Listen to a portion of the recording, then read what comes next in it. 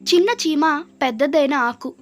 ఒక ఆదివారం ఉదయం ఒక మనిషి తన బాల్కనీలో సూర్యరశ్మిని కాఫీని ఆస్వాదిస్తూ కూర్చున్నాడు. బాల్కనీ యొక్క ఒక వైపు నుండి మరొక వైపుకు వెళ్తున్న ఒక చిన్న చీమ దాని పరిమాణం కంటే అనేక రెట్లు పెద్దదైన ఆకును మోసుకెళ్తున్నది. ఆ వ్యక్తి గంటకు పైగా దానిని చూశాడు. చీమ తన ప్రయాణంలో అనేక అడ్డంకులను ఎదుర్కొంటూ ఆగి దారి మళ్లించి గమ్యం వైపు వెళ్ళింది.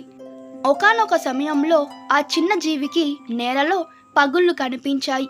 కాసేపు ఆగి విశ్లేషించి ఆ తరువాత పెద్ద ఆకును ఆ పగులు మీద ఉంచి ఆకు మీద నడిచి అవతలి వైపుకు వెళ్ళి ఆకును తీసుకొని మళ్ళీ తన ప్రయాణాన్ని కొనసాగించింది. దేవుని సృష్టిలో చిన్న జీవులలో ఒకటైన చీమ యొక్క తెలివితేటలకు ఆ వ్యక్తి ఆకర్షితుడయ్యాడు.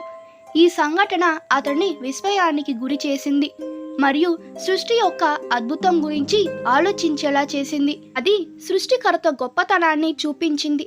అతని కళ్ళ ముందు దేవుని యొక్క ఆ చిన్న జీవి ఉంది.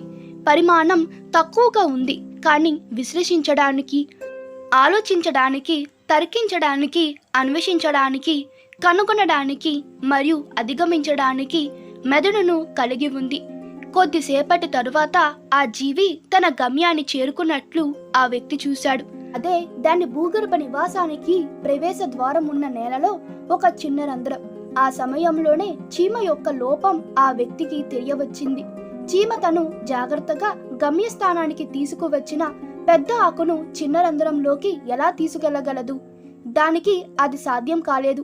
అందుకని ఆ చిన్న ప్రాణి ఎంతో కష్టపడి మరెంతో శ్రమించి మార్గం మధ్యలో అన్ని కష్టాలను అధిగమించి తెచ్చిన పెద్ద ఆకును వదిలేసి ఖాళీ చేతిలోకి ఇంటికి వెళ్ళిపోయింది. చీమ సవాలుతో కూడిన తన ప్రయాణాన్ని ప్రారంభించే ముందు ముగింపు గురించి ఆలోచించలేదు. చివరికి ఆ పెద్ద ఆకు దానికి భారంగా మారింది తప్ప ఉపయోగపడలేదు. ఆ జీవి తన గమ్యాన్ని చేరుకోవడానికి దానిని విడిచిపెట్టడం తప్ప వేరే మార్గం లేదు. ఈరోజు ఆ వ్యక్తి గొప్ప పాఠం నేర్చుకున్నాడు. జీవితాలకు సంబంధించిన సత్యం కూడా అదే. మనము మన కుటుంబం గురించి చింతిస్తాం, మన ఉద్యోగం గురించి చింతిస్తాం, ఎక్కువ డబ్బులు ఎలా సంపాదించాలని, ఎక్కడ నివసించాలని, ఎటువంటి వాహనం కొనాలి, ఎటువంటి దుస్తులు ధరించాలి, ఉపకరణాలను మేలైనవన్నీ కొనాలి అని ఆలోచించి మన గమ్యం చేరుకోగానే వీటన్నిటిని వదిలేస్తాం.